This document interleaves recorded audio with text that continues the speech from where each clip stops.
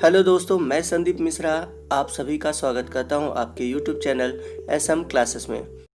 जैसा कि पिछले दो पार्टों में हम लोगों ने जाना कि सॉलिड डिफेक्ट क्या होता है और उससे रिलेटेड हम लोगों ने इसके टाइप्स, फर्स्ट स्टाइक्योमेट्रिक डिफेक्ट और सेकंड नॉन स्टाइक्यो डिफेक्ट के बारे में तथा उसके प्रकार के बारे में जाना।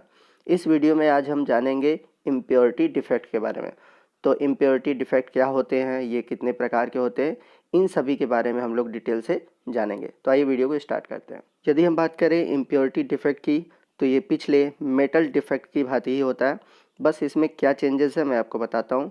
तो जैसा कि हम सभी जानते हैं, जो हमारे आयनिक क्रिस्टल होते हैं वो कैटायन और एनायन से बने होते हैं। तो यहाँ पर देख सकते हैं कि यहाँ पर कैटायन मिसिंग है, बट यहाँ पर एक हायर चार्ज का दूसरा कैटायन इस सॉलिड में इंक्लूड किया गया है।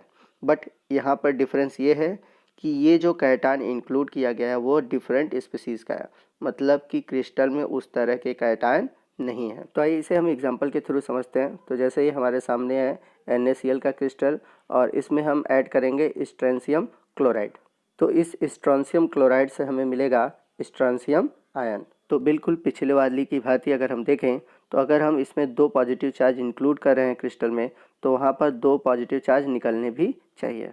तो इस प्रकार से जो स्ट्रोंशियम आयन है वो दो Na चार्ज को हटा देगा और उसमें जाकर ऐड हो जाएगा। तो इस प्रकार जो खाली स्पेस है उसमें स्ट्रोंशियम के आयन ऐड हो गए। तो आप इसमें एक चीज़ नोटिस कर सकते हो कि यहाँ पर जो मॉलिक्यूल रिप्लेस हुए हैं उसकी जगह जो दूसरा मॉलिक्यूल गया है वो डिफरेंट स्पीसीज़ का है, अर्थात एक फॉरेन स्पीसीज़ का है। तो ये जो फॉरेन एटम है, या हम कह सकते हैं जो डिफरेंट एटम है, इसे हम इम्प्योरिटी कह सकते हैं। इसलिए इस डिफेक्ट को हम बोलते हैं इम्प्योरिटी डिफेक्ट।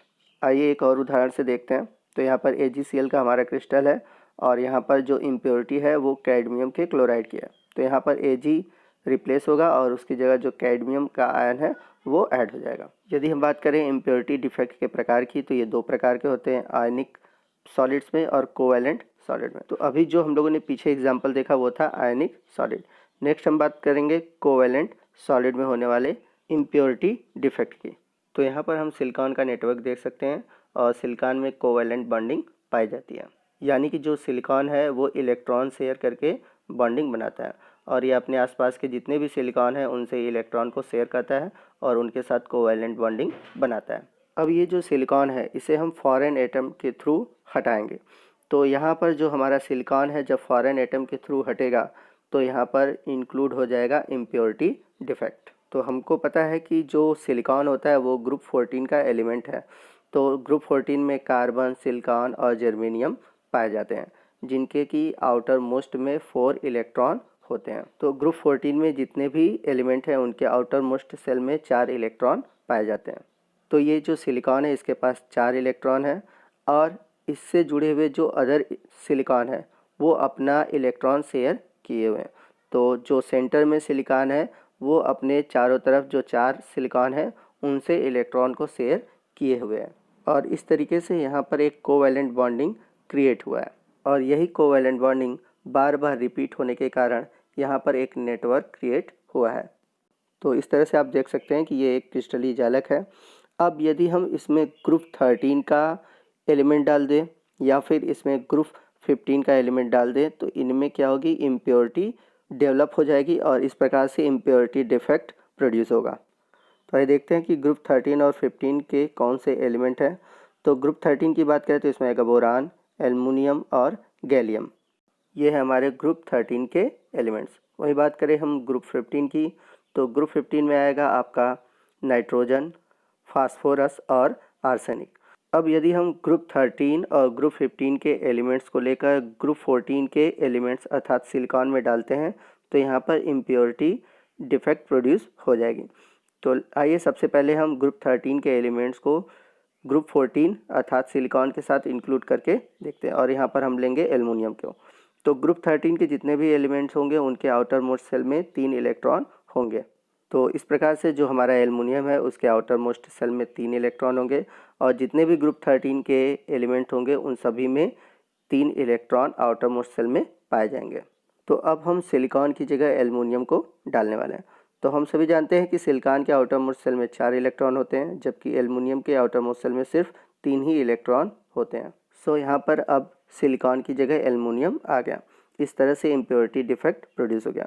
लेकिन यहाँ पर एक प्रॉब्लम यह है कि एल्युमिनियम में 3 इलेक्ट्रॉन है, तो यहाँ पर 1 इलेक्ट्रॉन की कमी है। तो इनिशियली यहाँ पर इलेक्ट्रॉन होने चाहिए थे, बट यहाँ पर इलेक्ट्रॉन नहीं है और इस स्थान को हम बोलेंगे होल।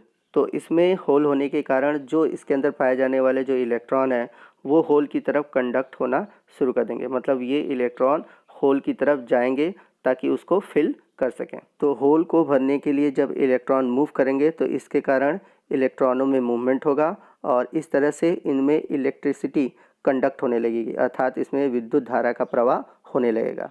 सो जब हम सिलिकॉन के नेटवर्क में एल्युमिनियम को ऐड करते हैं तो जो सिलिकॉन का नेटवर्क है वो कंडक्टिव हो जाता है और वो कन्वर्ट हो जाता है सेमीकंडक्टर अर्थात अर्धचालक में।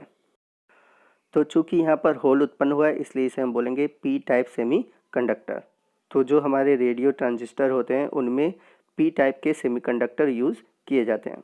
अब हम ग्रुप 15 को देखते हैं और ग्रुप 15 में हमारे पास है नाइट्रोजन, फास्फोरस और आर्सेनिक, जिनके की आउटर मोस्ट सेल में 5 इलेक्ट्रॉन होते हैं। तो इस तरह से ग्रुप 15 में जितने भी एलिमेंट्स होंगे, चाहे वो नाइट्रोजन हो, फास्फोरस हो, चाहे आर्सेनिक हो, उनमें 5 इलेक्ट्रॉन होंगे। अब यहाँ पर हम आर्सेनिक का यूज़ करेंगे और आर्सेनिक को सिलिकॉन की जगह डालेंगे। तो यहाँ पर सिलिकॉन के आउटर मोस्ट सेल में 4 इलेक्ट्रॉन है, जबकि आर्सेनिक के आउटर मोस्ट सेल में 5 इलेक्ट्रॉन है। तो जब यहाँ पर सिलिकॉन की जगह आर्सेनिक आ जाता है तो यहाँ पर एक एक्स्ट्रा इलेक्ट्रॉन हो जाते हैं। यूजुअली तो ये ऐसा होना चाहिए था, बट आर्सेनिक डालने के बाद ये कुछ ऐसा दिखाई देने लगता है। तो यहाँ पर एक एक्स्ट्रा इलेक्ट्रॉन आर्सेनिक के आ जाते हैं। तो ये जो एक्स्ट्रा इलेक्ट्रॉन है इसकी वजह से जो इलेक्ट्रिसिटी है वो कंडक्ट होने लगती है और ये जो इलेक्ट्रॉन है वो मूव करने लगते हैं और इनके मूवमेंट से ही इनके अंदर विद्युत का प्रवाह स्टार्ट हो जाता है और ये सेमीकंडक्टर की तरह बिहेव करने लगते हैं। चूँकि यहाँ पर एक्स्ट्रा इलेक्ट्रॉन के कारण विद्युत का प्रवाह हो रहा है इसलिए इसे हम बोलते हैं एन टाइप सेमीकंडक्टर। तो ये था impurity defect in covalent solid. तो ये था हमारा लास्ट सॉलिड डिफेक्ट। तो अभी तक हम लोगों ने क्या क्या देखा? तो हम लोगों ने डिफेक्ट इन सॉलिड में सबसे पहले देखा stoichiometric defect, non stoichiometric defect और इम्प्योरिटी डिफेक्ट, ये इसके टाइप थे। स्टोक्योमेट्रिक डिफेक्ट में हम लोगों ने स्कॉटकी डिफेक्ट और फ्रैंकेल डिफेक्ट को देखा। नॉन स्टोक्योमेट्रिक डिफेक्ट में हम लोगों ने देखा मेटल एक्सिस डिफेक्ट और मेटल डेफिशिएंट डिफेक्ट। और उसके बाद लास्ट में आज के इस पार्ट में हम लोगों ने इम्प्योरिटी डिफेक्ट में आयनिक और कोवैलेंट डिफेक्ट को डिस्कस किया।